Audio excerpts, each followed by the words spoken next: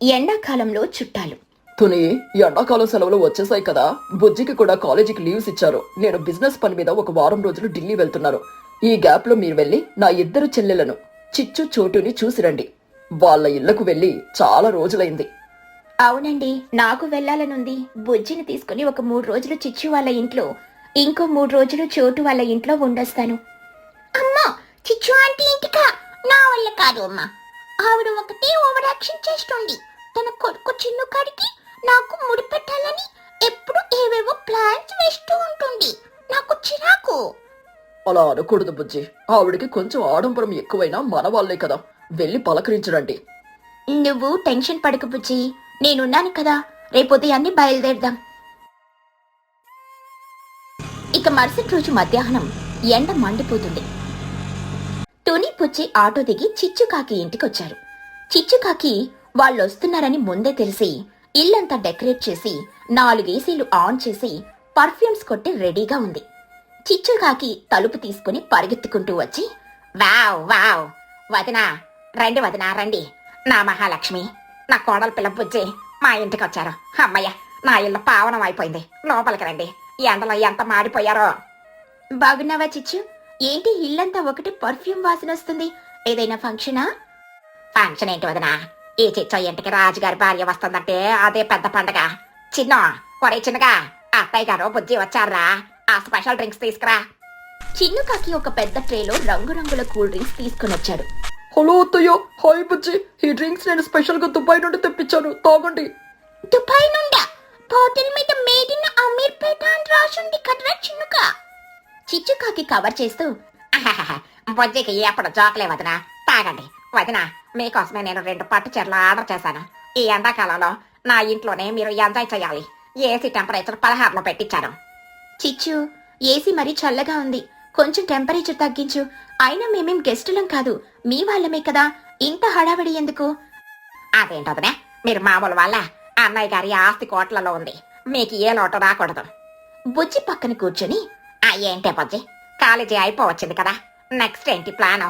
మా చిన్నగాడు చెడు ఇప్పుడే ఒక పెద్ద సాఫ్ట్వేర్ కంపెనీలో ఆన్లైన్ ఇంటర్వ్యూ ఇచ్చాడు.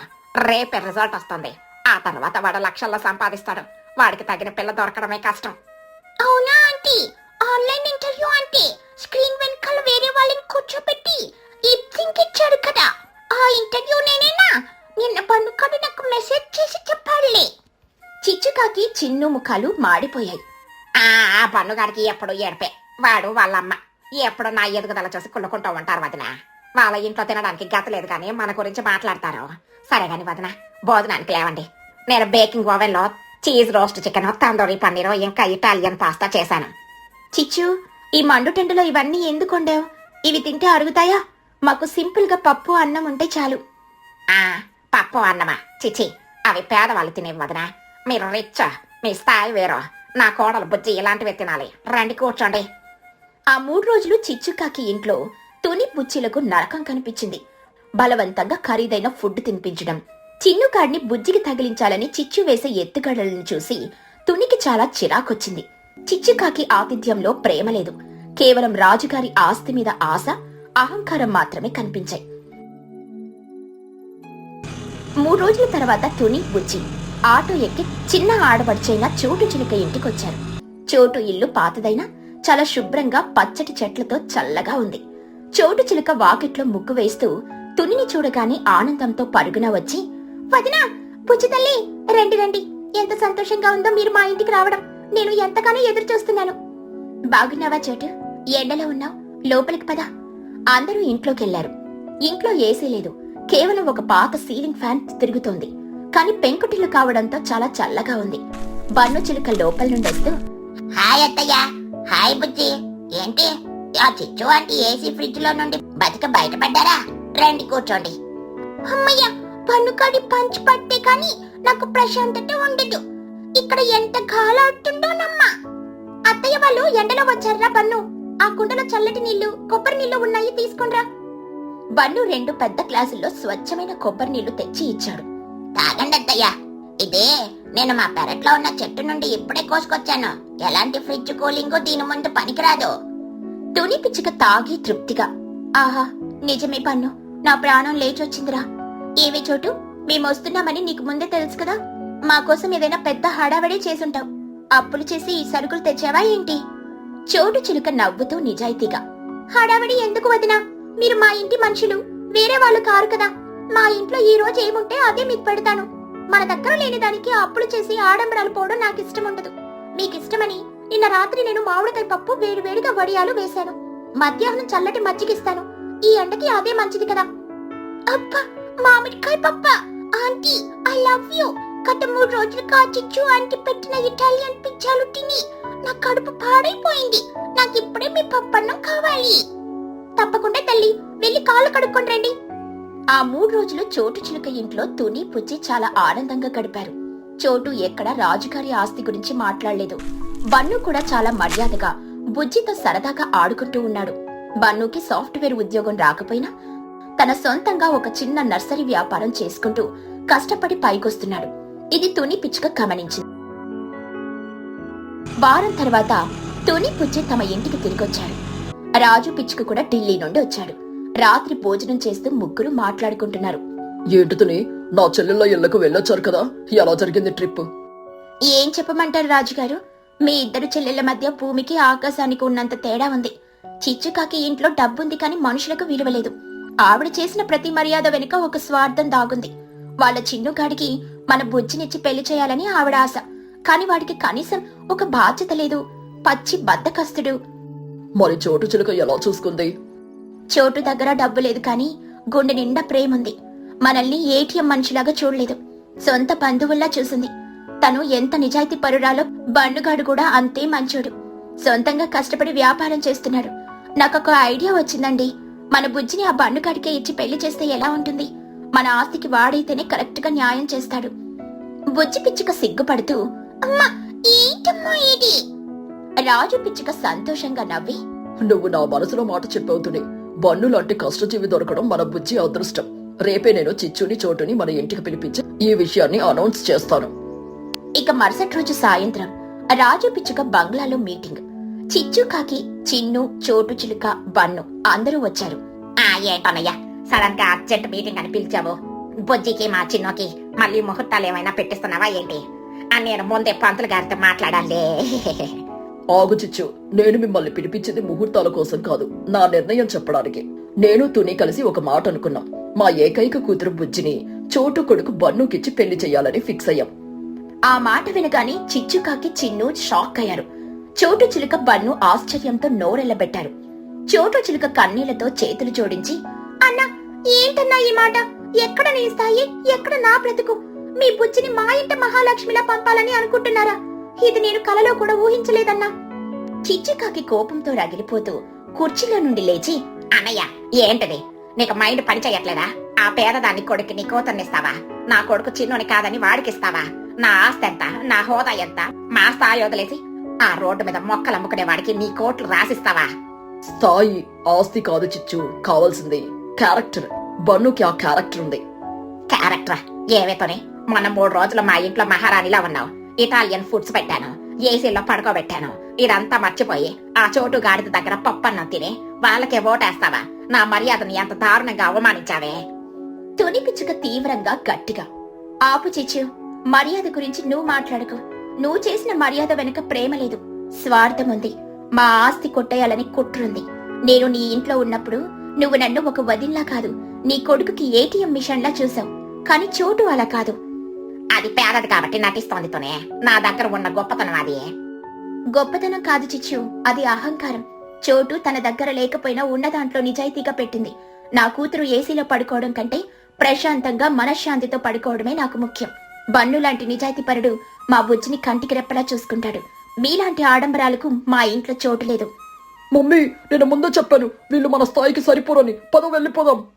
చిచ్చుకాకి కోపంతో ఊగిపోతూ, చూస్తానన్నయ్య, ఆ పేదోడింటికి వెళ్ళాక నీ కూతురు ఎలా బాగుపడుతుందో నేను చూస్తాను. నీ అందరికీ నా ఊసురు తగులుతుంది. నేను ఈ గుమ్మం ఎక్కనిక. చిచ్చుకాకి, చిన్ను కోపంగా అక్కడి నుండి వెళ్లిపోయారు. చిచ్చు వెళ్లిపోయాక ఇంట్లో వాతావరణం మళ్లీ ప్రశాంతంగా మారింది.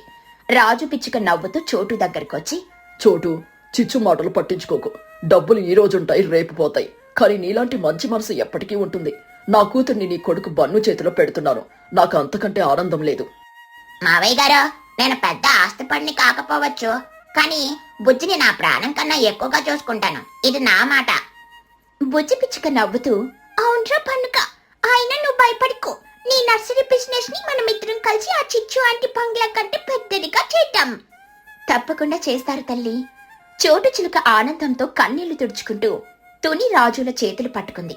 ఆ కుటుంబం అంతా సంతోషంగా ముచ్చట్లు పెట్టుకోవడంతో కథ సుఖాంతమవుతుంది. బావిలో కూరగాయల పంట. మిట్ట మధ్యాహ్నం 1 గంట.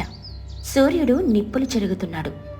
తుని పిచ్చుక, బుజ్జి పిచ్చుక తమ చిన్న మూటలు పట్టుకుని ఆయాసపడుతూ నడుస్తున్నారు. తుని పిచ్చుక చెమటలు తుడుచుకుంటూ, అబ్బా, ఈ ఎండ ఏంటి ఇలా మండిపోతుంది బుజ్జి? నా వల్ల కావట్లేదు తల్లి. నా రెక్కలు మాడిపోయి రాలిపోయేలా ఉన్నాయి. కనీసం దాక్కోడానికి ఒక్క చెట్టు నీడ కూడా లేదు. అవునమ్మా, నా గొంతు ఎండిపోతోంది, కళ్ళు తిరుగుతున్నాయి.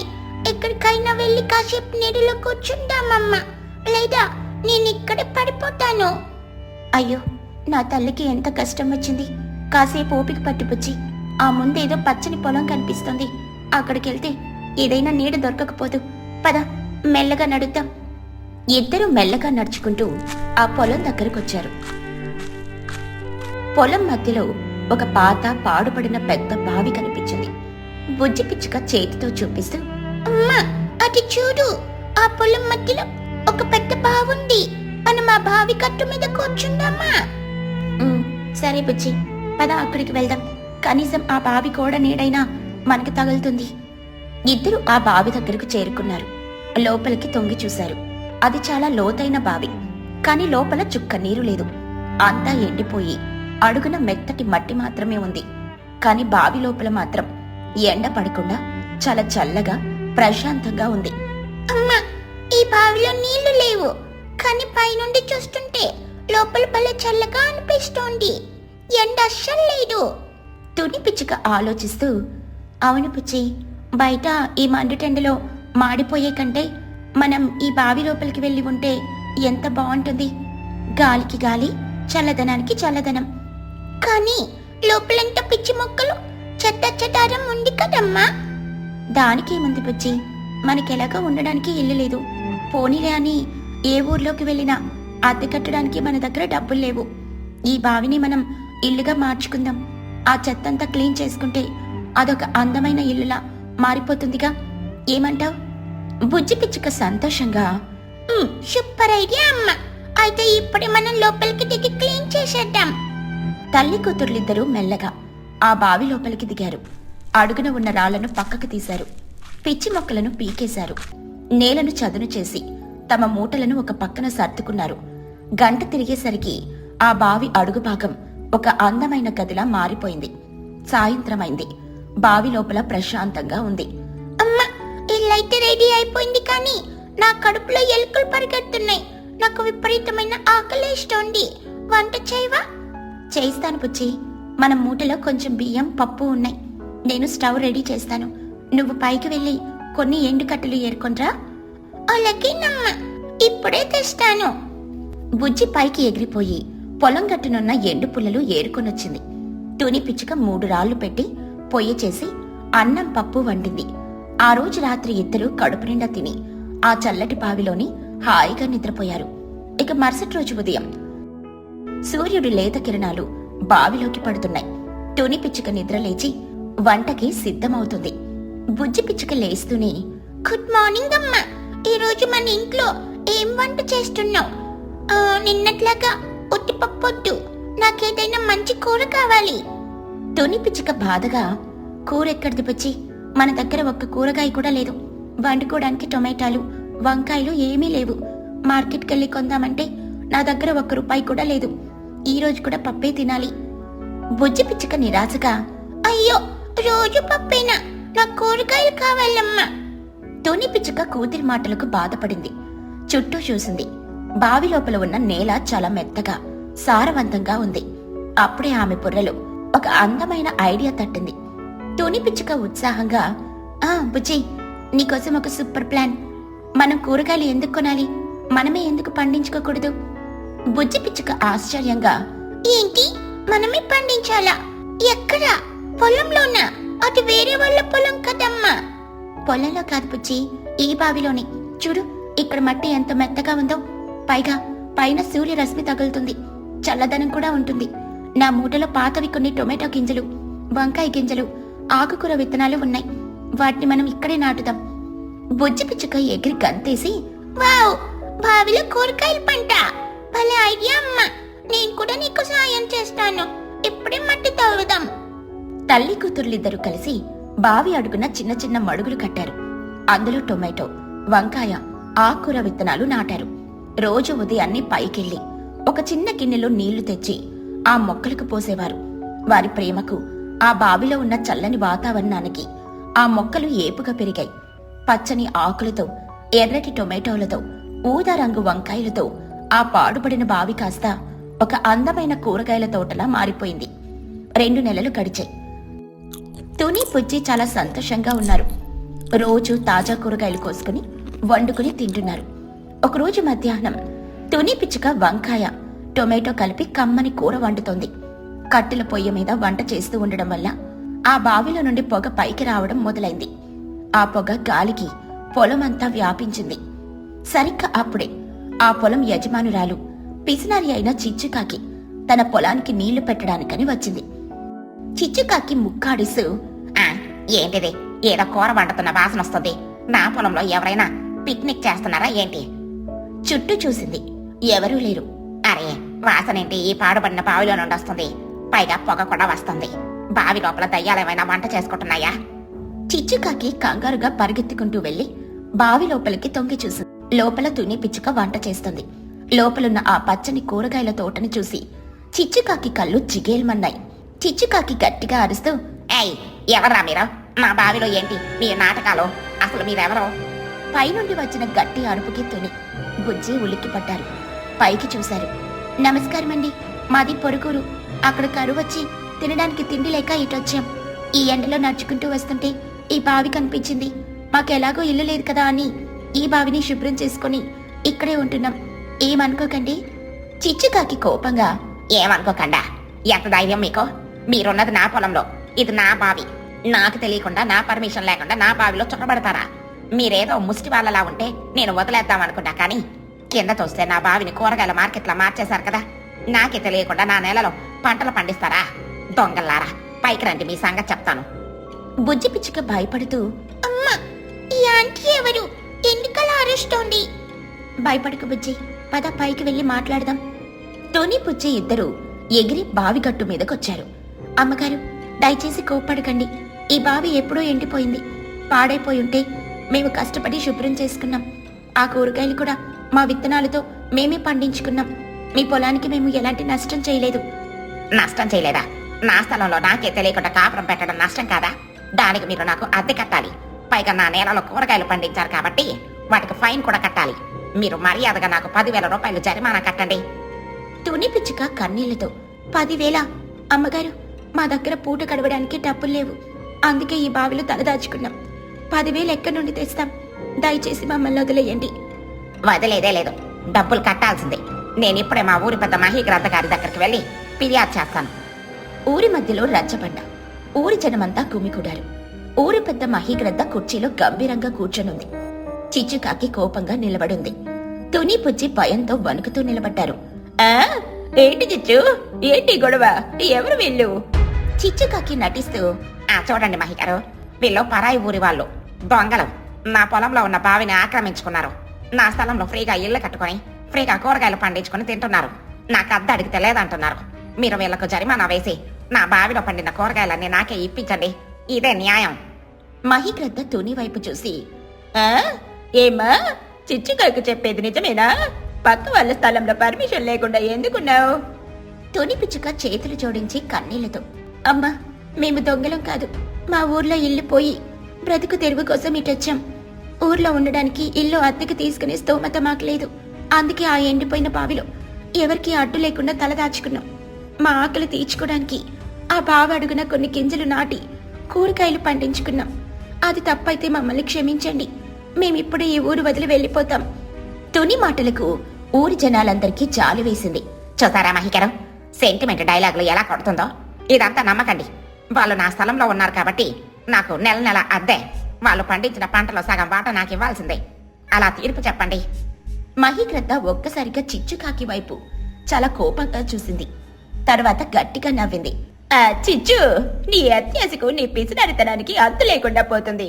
ఎవరో పేదవాళ్ళు ఆకలితో అల్లాడుతూ ఆ పాడుపడిన బావిలో తలదాచుకుంటే వాళ్ళని చూసి జాలి పడాల్సింది పోయి వాళ్ళ దగ్గర కూడా అద్దె వసూలు చేస్తావా? ఎంత నీచమైన బుద్ధి నీది. అదేంటి మహిగారు, నా పొలం నా ఇష్టం, నా బావిలో నేను అద్దె అడగకూడదా?